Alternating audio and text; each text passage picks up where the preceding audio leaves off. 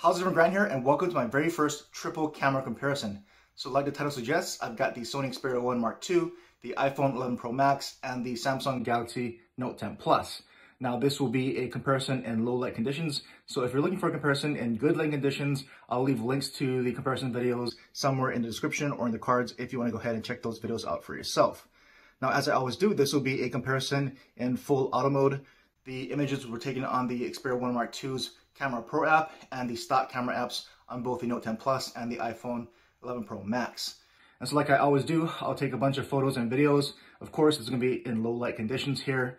And hopefully you can judge for yourself whether or not these phones are going to be right for you and which one you think is probably going to be best for your needs. So stick around to the end. I'll come back and let you know how I thought each of these phones performed. But in the meantime, let's get to the photos and videos.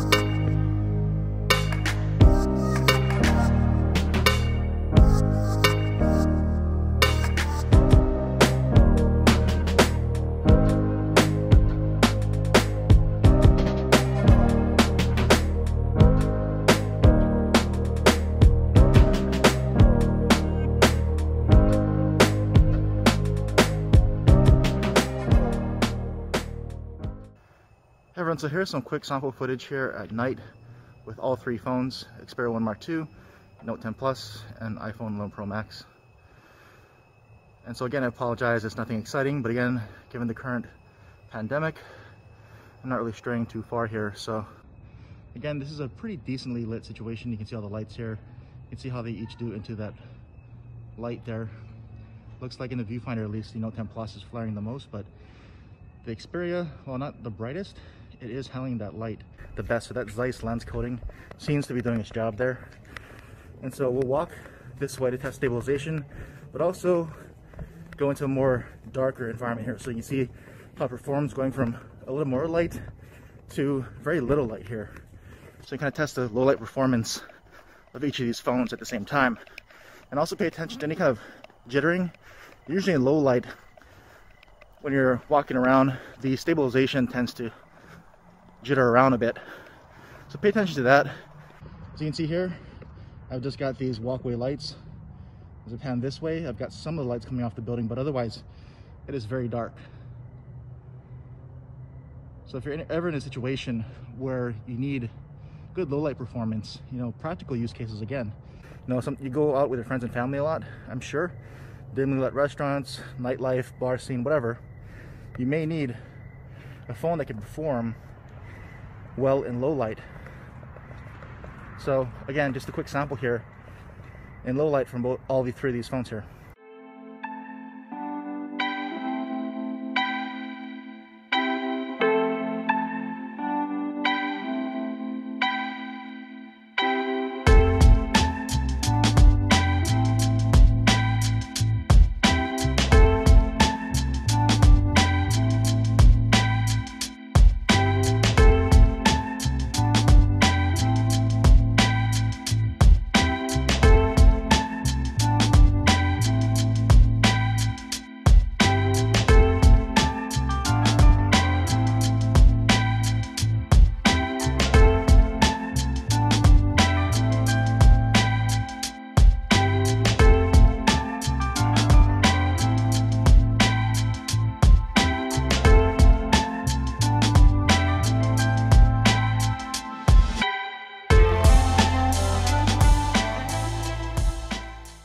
Alright, and here we go with the front-facing cameras, just giving you a sample of what each of these look like here in some low light. And all these phones are flagship phones, and they should really perform well, and they do perform well in good lighting situations. But low light is a key. Low light tends to separate good from great.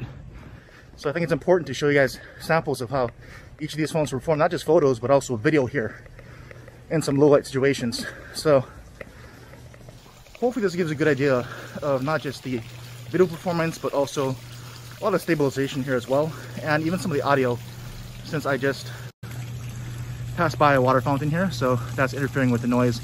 We'll see how each of these mics do, and I'll pan around one last time and kind of see how they perform into some of these really bright lights behind me. But there you go, that's just a quick sample from the front-facing camera on all three phones.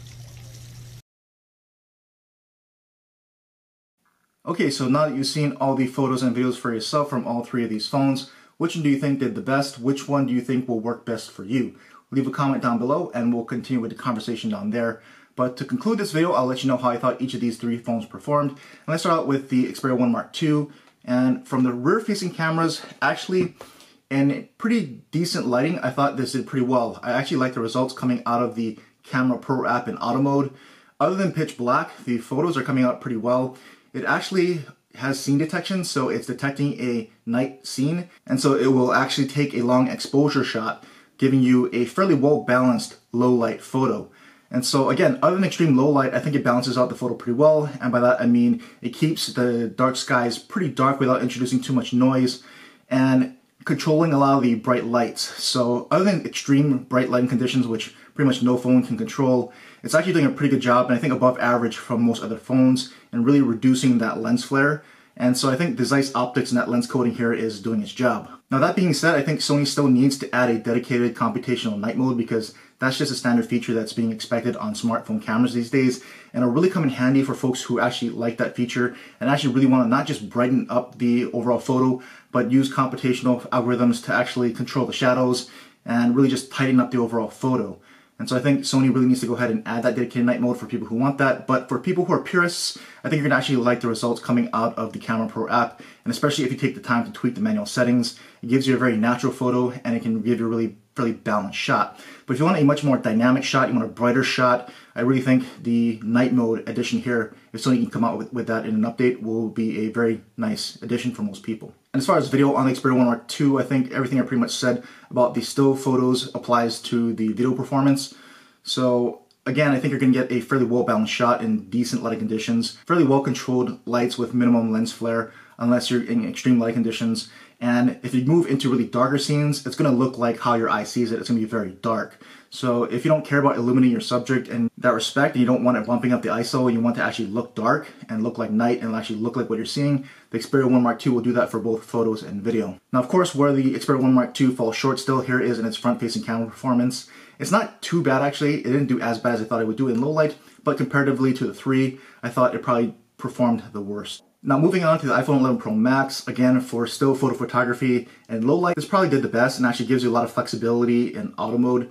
Its night mode turns on automatically and it automatically determines the length of exposure it needs to take, and that actually turns out pretty well. For all these shots with no night mode, I obviously turned it off so it looks a little bit darker, but when I enabled night mode and let it actually calculate out the exposure length, the photos are pretty well controlled and probably the best out of the bunch, maybe not in every single photo, but more consistently across majority of those photos. So I think for low light performance, for still photos, and even video, I think everything I just said about the still photo performance on the 11 Pro Max applies to its video as well.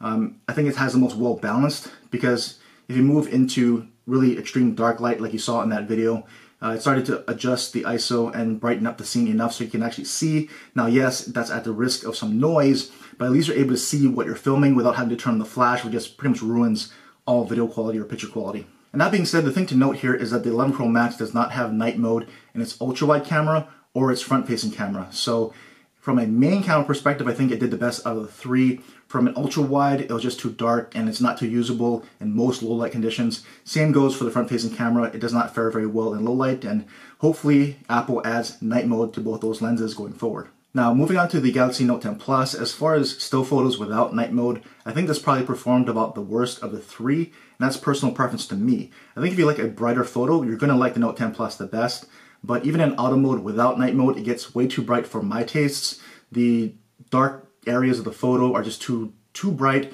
a little bit too noisy, and it doesn't control lens flaring nearly as well as the other two phones, in my opinion. Turning on night mode on the rear-facing camera brightens up even further and introduces even more noise, and I just don't really like the results from the rear-facing main camera. Now turning to the ultra-wide camera and the front-facing camera on the Note 10 Plus, it's a different story. They're the only two lenses out of these 3 that actually have night mode for the ultra-wide and the front-facing camera. And so that really helps if you want usable low-light photography or video out of your ultra-wide camera. The Note 10 Plus is going to be your best bet with its night mode. Now where night mode really shines is on the front-facing camera, because without it, the front-facing camera is probably the worst out of the bunch. But as soon as night mode turns on, it's like literally night and day. It has extremely good results. It becomes the best front-facing camera of the 3 in low light with night mode on. The lens flares are minimized, the photos brightened up without too much noise, unlike the rear-facing camera, and it gives you a lot better dynamic range. So it's a very much more controlled and overall pleasing low-light photo with night mode turned on the front-facing camera. So there you go, that's what I think about how each of these 3 phones performed here in low light. None of them are going to be best for everything, so I think you're going to have to really pick and choose as to what's most important to you from low light photos and videos, and go with the one that best suits your needs here. So again, that's just what I have to think, and I'm really always interested in what you have to think. So please go ahead and leave a comment down below. Let me know which one you preferred and why, and we'll continue our discussion down there. And as always, thanks for watching.